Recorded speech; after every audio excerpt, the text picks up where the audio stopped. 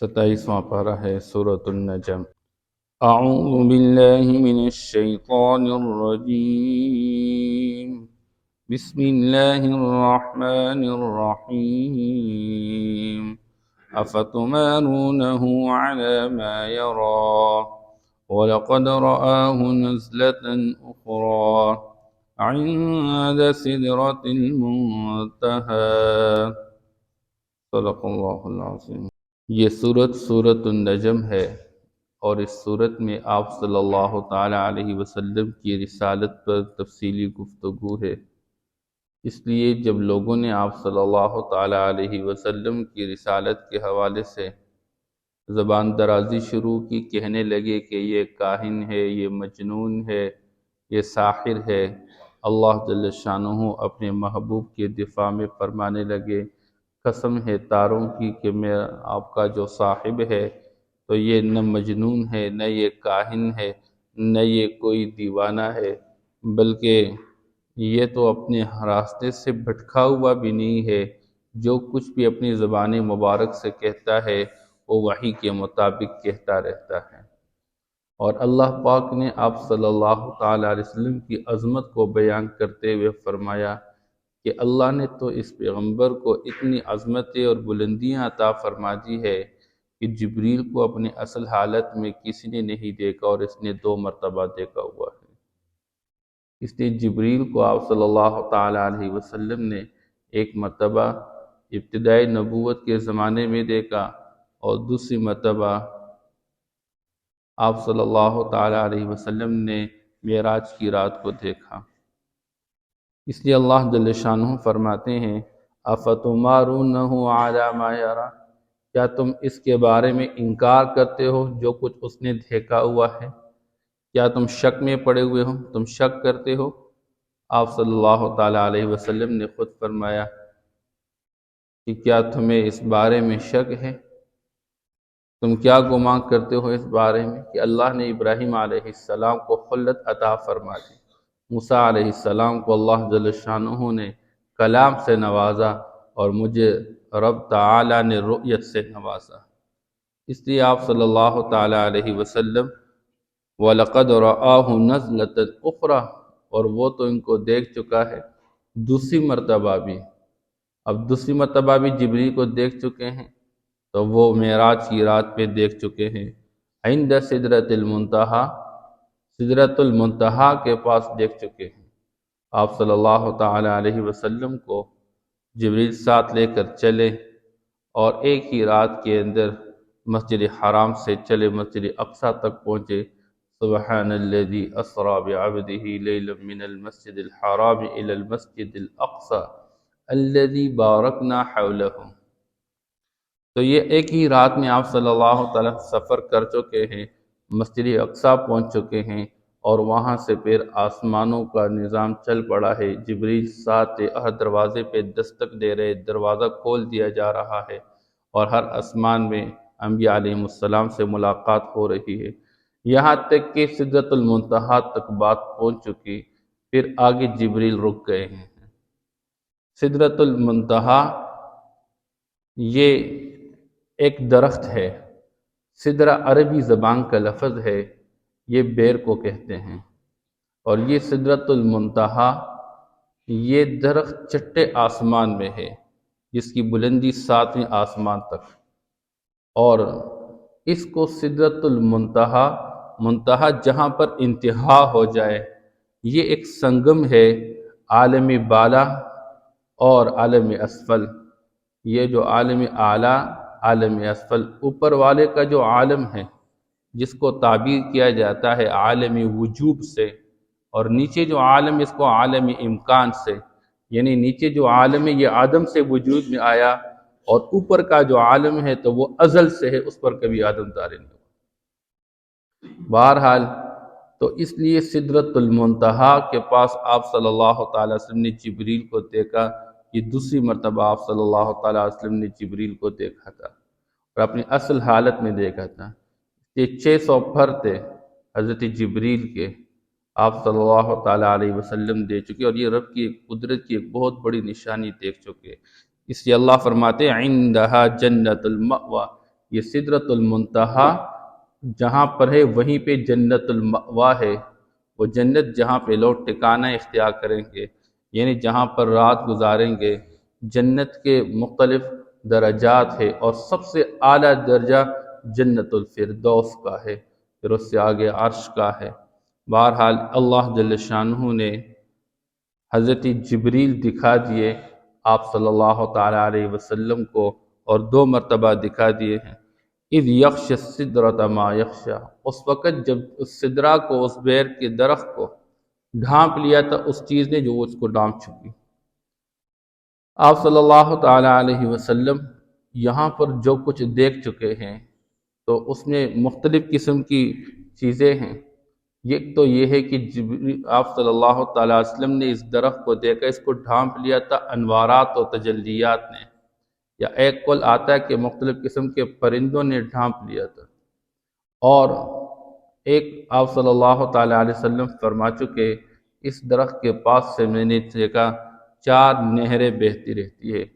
2 نہریں دنیا کے اندر، دریائے نیل اور دریائے فرات، یہ جو پانی اس کا آ رہا ہے تو یہ وہاں سے آ رہا ہے۔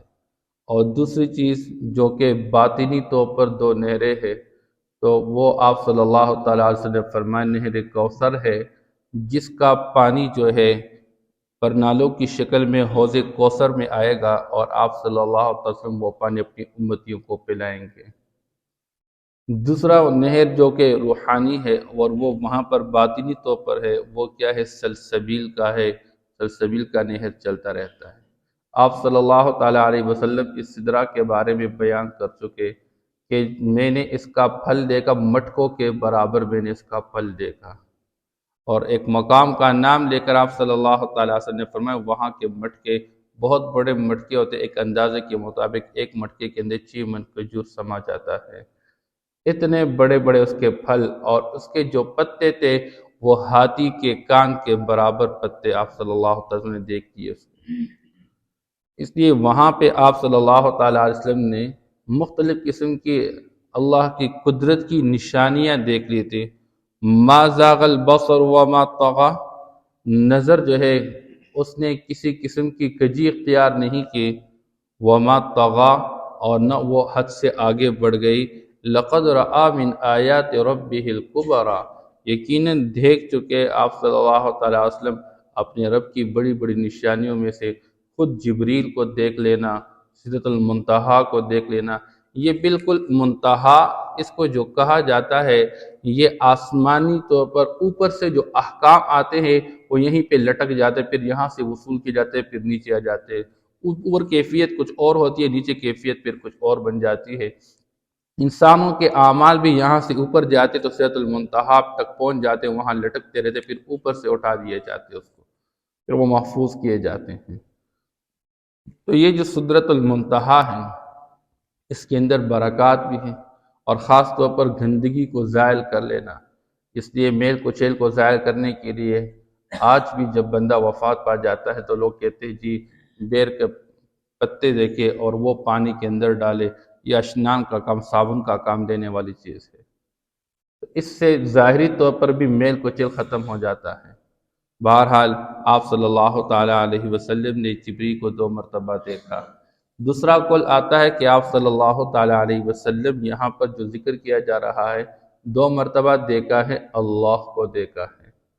اس لیے آپ صلی اللہ تعالیٰ علیہ وسلم ایک مرتبہ ظاہری آنکھ سے اللہ کو دیکھ چکے ہیں، اور دوسری مرتبہ آپ صلی اللہ تعالیٰ وسلم دل کی آنکھوں سے اللہ جل شانہ کو دیکھ چکے۔ اسے جبریل جب پہلی مرتبہ بھیجے گئے تھے آپ صلی اللہ تعالیٰ علیہ وسلم کے پاس، آپ سب نے پڑھا ہوگا کہ شق صدر کا جو واقعہ ہے، آپ صلی اللہ علیہ وسلم کے سینہ چاک کیا گیا اور اس سے جو ہے دل نکالا گیا اور اس کو دھو لیا گیا۔ تو حضرت جبریل نے اس وقت جب دل کھول دیا تھا تو کہنے لگا کہ مضبوط دل ہے، 2 آنکھوں والا، 2 کان والا دل ہے۔ جس طرح انسان کی ظاہری آنکھیں ہیں اسی طرح دل کی آنکھیں ہوتی ہیں۔ تو آپ صلی اللہ تعالیٰ علیہ وسلم نے ایک مرتبہ دل کی آنکھوں سے اللہ کو دیکھا، دوسری مرتبہ ظاہر کے اعتبار سے اللہ کو دیکھا۔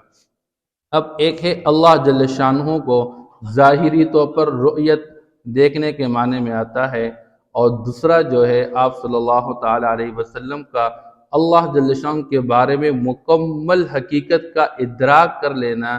تو مکمل حقیقت کا ادراک حاصل لا تدرکہ الابصار وہو یدرک الابصار وہو اللطیف الخبیر. اب آپ صلی اللہ تعالیٰ علیہ وسلم فرماتے جب میں نے اللہ کو دیکھا تو ایک موقع پر حضور فرماتے ہیں کہ میں نے ایک نور دیکھا، ایک روشنی دیکھی بس. اس لیے اللہ جل شانہ کو اپنی ذات کے اعتبار سے مکمل طور پر ادراک کر لینا یہ دنیا کی آنکھوں کے اندر قوت اور طاقت نہیں ہے. بہرحال اللہ جل شانہ جب انسانوں کو جنت میں لے کر جائیں گے تو جنت میں اللہ جل شانہ انسانوں کو اپنا دیدار کرائیں گے. پھر یہ مختلف درجات کے لوگ ہوں گے. کچھ بالکل اللہ جل شانہ کے زیادہ مقرب لوگ ہوں گے، ان کو صبح اور شام اللہ کا دیدار حاصل ہوگا. کسی کو ہر ہفتہ اللہ کا دیدار حاصل ہوگا اور کسی کو سال بعد دیدار حاصل ہوگا. آپ صلی اللہ تعالیٰ علیہ وسلم نے فرمایا کہ کیا تم جب چاند نظر آ جائے دیکھنے میں کسی قسم کا شک کرتے ہو؟ تو صحابہ نے فرمایا نہیں، ہمیں تو کسی قسم کا شک نہیں تھا. اچھا تمہیں کوئی رکاوٹ ہوتی ہے؟ نہیں، ہمیں تو کوئی رکاوٹ نہیں ہوتی ہے. فرمایا جیسے 14ویں کا چاند تم دیکھتے ہو اس میں کوئی رکاوٹ نہیں ہوتا، ایسے ہی اللہ جل شانہ اپنی تجلی فرمائیں گے اور اپنے پردوں کو ہٹا دیں گے، تم ایسے ہی اپنے رب کو دیکھ سکو گے. اور جیسے چاند کے دیکھنے میں سارے برابر ہوتے، سب کو نظر آتا ہے، ایسے ہی اللہ جل شانہ کو سب دیکھیں گے. اور یہ اللہ جل شانہ جنت میں جنت کی نعمتوں سے بڑھ کر ایک اور اضافی نعمت اللہ عطا فرمائیں کہ اپنا دیدار کرائیں گے. بہرحال اس موقع پہ آپ صلی اللہ تعالیٰ علیہ وسلم کو جو چیزیں ملی تھی وہ 3 چیزیں ہیں. ایک تو اللہ پاک نے اس امت کے لیے آپ صلی اللہ تعالیٰ علیہ وسلم کو جو تحفہ دیا وہ نماز کا تحفہ دیا. اس لیے آپ صلی اللہ تعالیٰ علیہ وسلم اس موقع پہ جب جا رہے ہیں اور اللہ جل شانہ کے پاس قریب جا رہے ہیں تو اللہ کے پاس جانے کے لیے اپنے ساتھ کوئی گفٹ اور ہدیہ لے کر جا رہے ہیں، اور وہ کیا ہے؟ التحیات للہ والصلوات والطیبات. آپ صلی اللہ تعالیٰ علیہ وسلم اللہ کے سامنے پیش کر رہے ہیں، اللہ میری تمام عبادات، چاہے وہ عبادات قولی ہے، چاہے وہ عبادات بدنی ہے، چاہے وہ عبادات مالی ہے، التحیات للہ والصلوات والطیبات، تینوں قسم کی عبادتیں میری اللہ ہی کے واسطے ہے. اللہ نے فرمایا السلام علیکہ ایہا النبی ورحمۃ اللہ وبرکاتہ.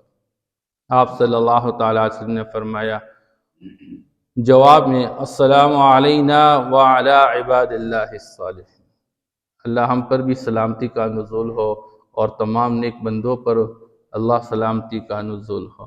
اور پھر جبریل نے اشہد ان لا الہ الا اللہ واشہد ان محمدا عبدہ ورسولہ.